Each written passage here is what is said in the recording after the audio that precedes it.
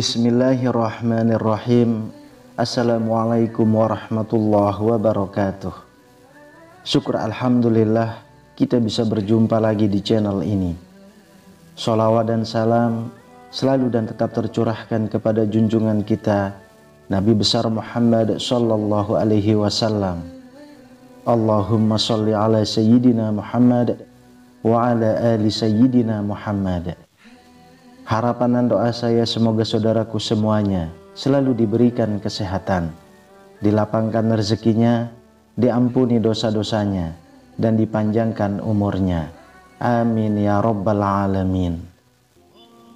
Sahabat beriman yang dirahmati Allah, dalam agama Islam kita diajarkan untuk senantiasa memperhatikan tanda-tanda kemurkaan Allah sebagai bentuk pedoman hidup.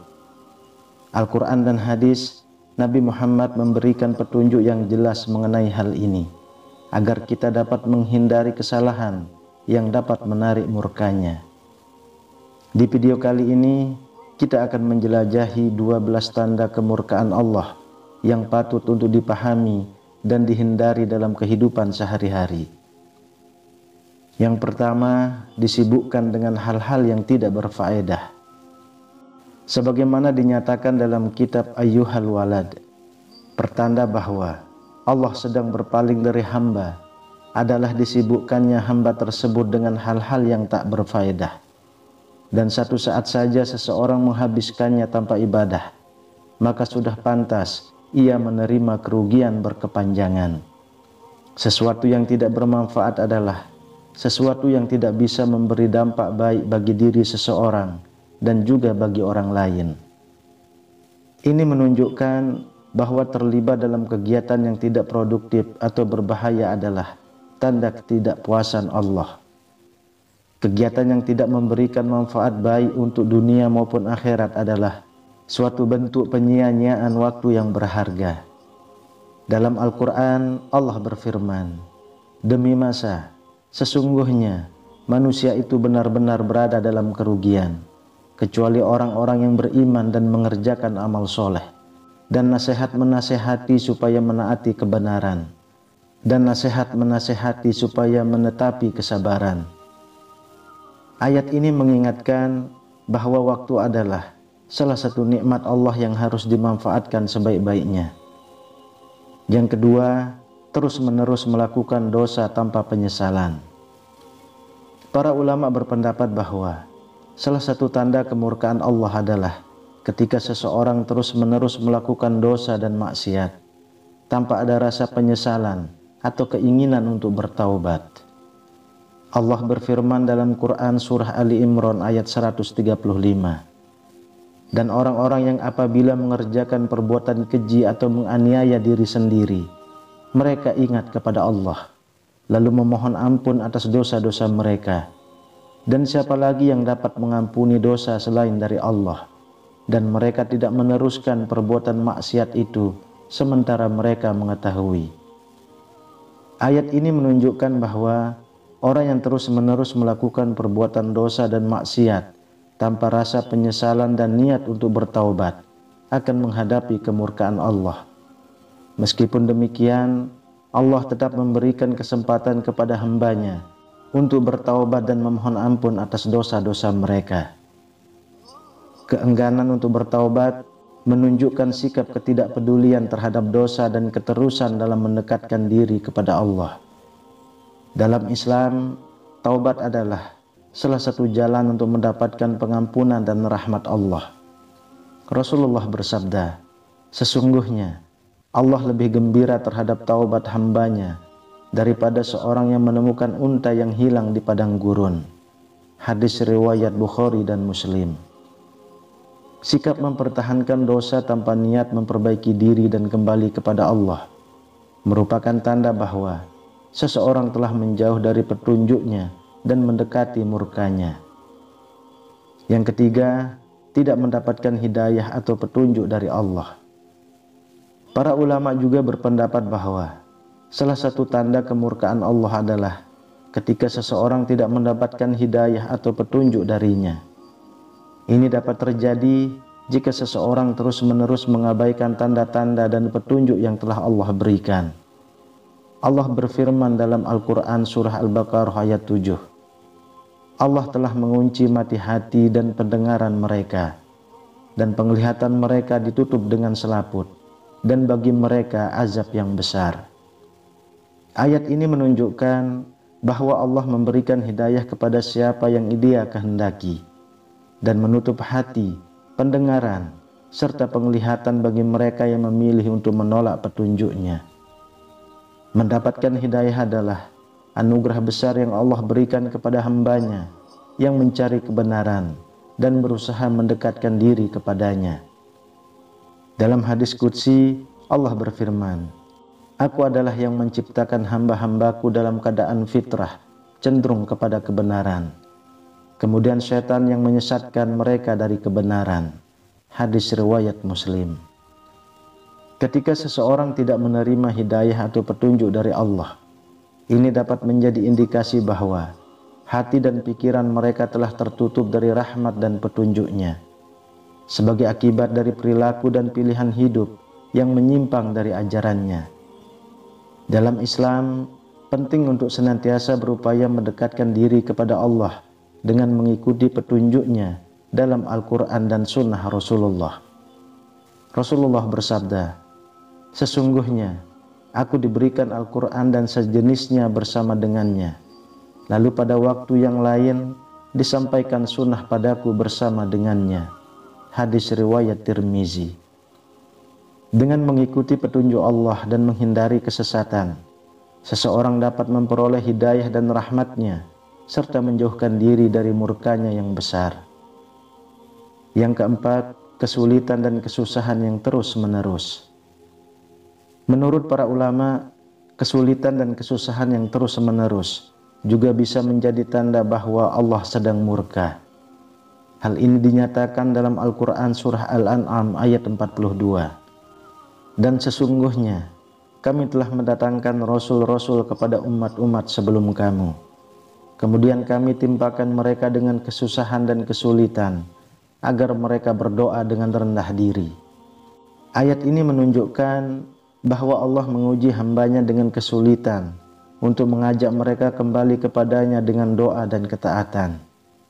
Kesulitan yang terus-menerus dalam kehidupan seseorang, seperti masalah dalam pekerjaan, keluarga, atau kesehatan, dapat menjadi tanda dari Allah bahwa ada ketidakpuasan atau murka-Nya terhadap hamba tersebut. Meskipun demikian, dalam Islam, ujian dan kesulitan juga memiliki makna yang mendalam. Allah berfirman dalam Al-Quran surah Al-Baqarah ayat 286.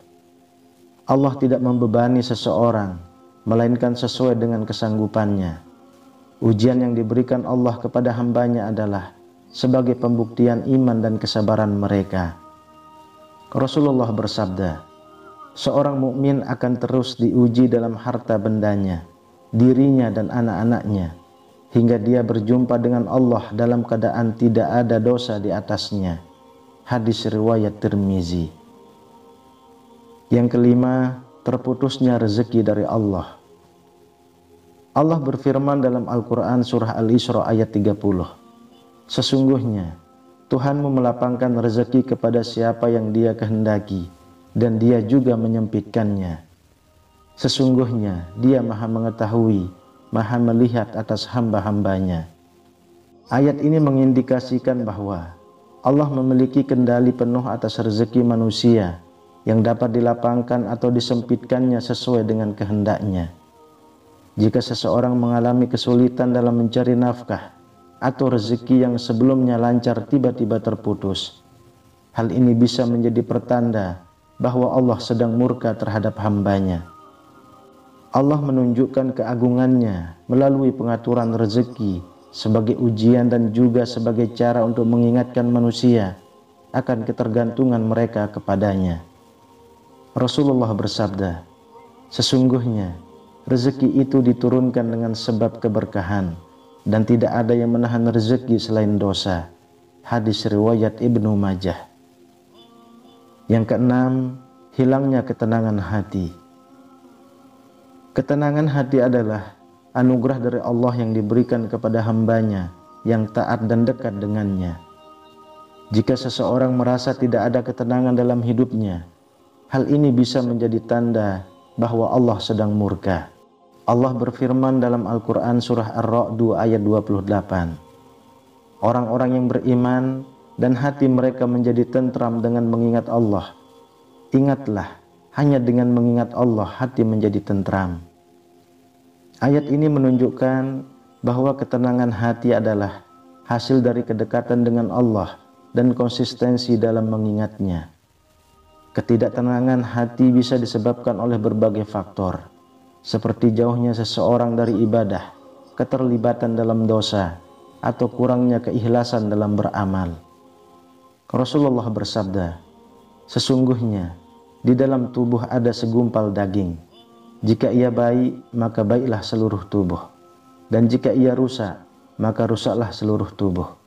Ketahuilah, itu adalah hati. Hadis riwayat Bukhari dan Muslim. Hati yang tidak tenang menunjukkan adanya masalah dalam hubungan spiritual seseorang dengan Allah, yang bisa jadi merupakan tanda bahwa Allah sedang menegur atau murka. Untuk mengembalikan ketenangan hati, seorang muslim harus berusaha mendekatkan diri kembali kepada Allah dengan meningkatkan ibadah, berzikir, membaca Al-Quran dan memperbanyak doa.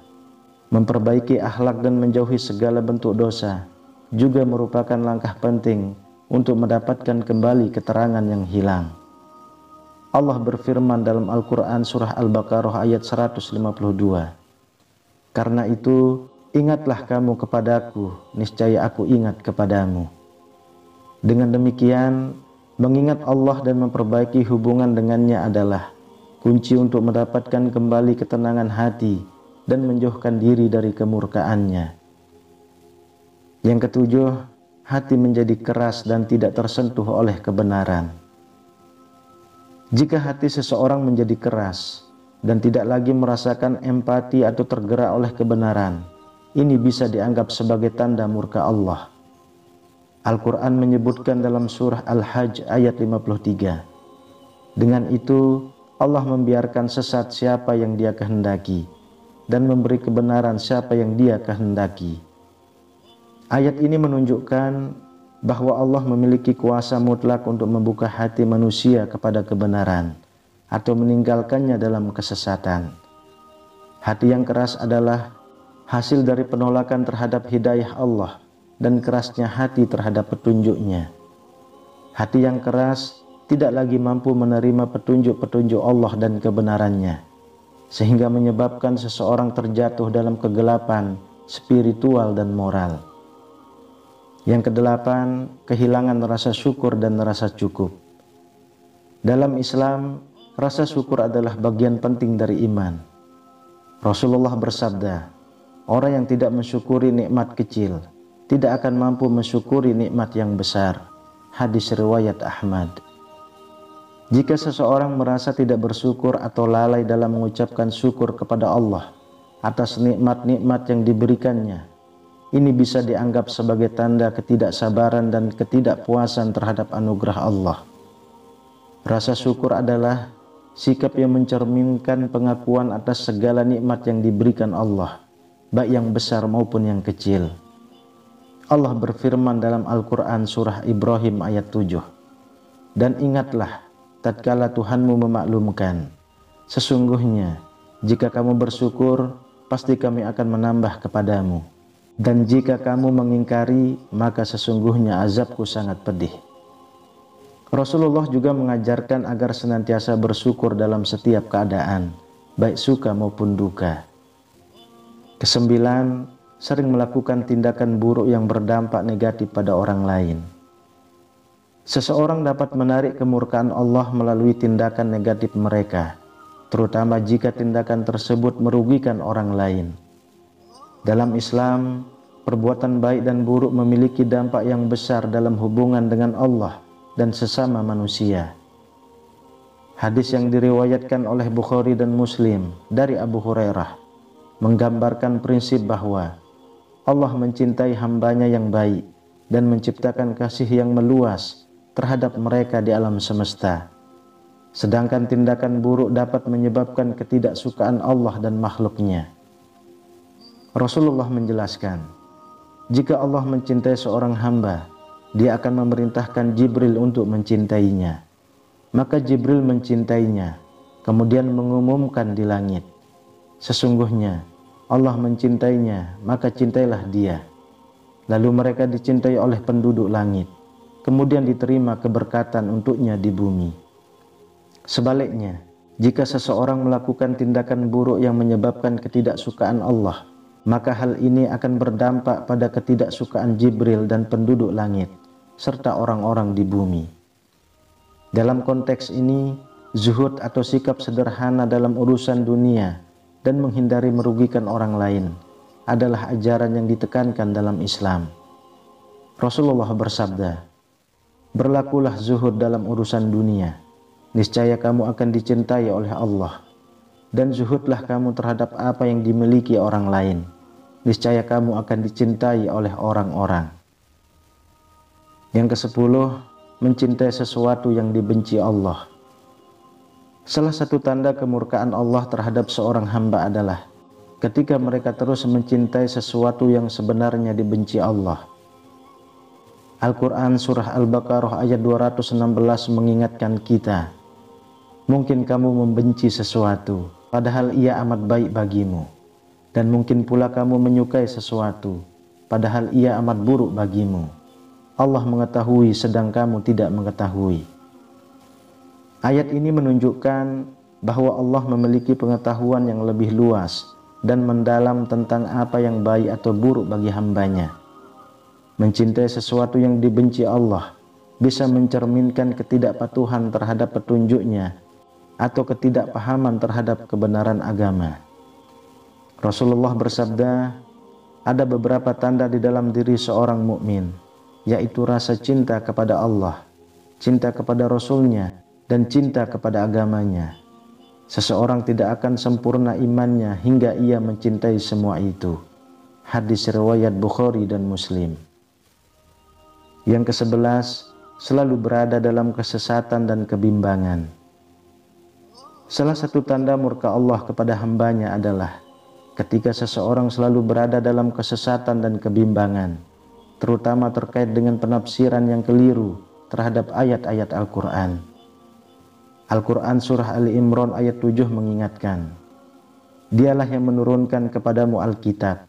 Di antara isi Alkitab itu ada ayat-ayat yang muhkamat, yang merupakan pokok-pokok dari Alkitab, dan yang lain ayat-ayat yang mutasyabihat.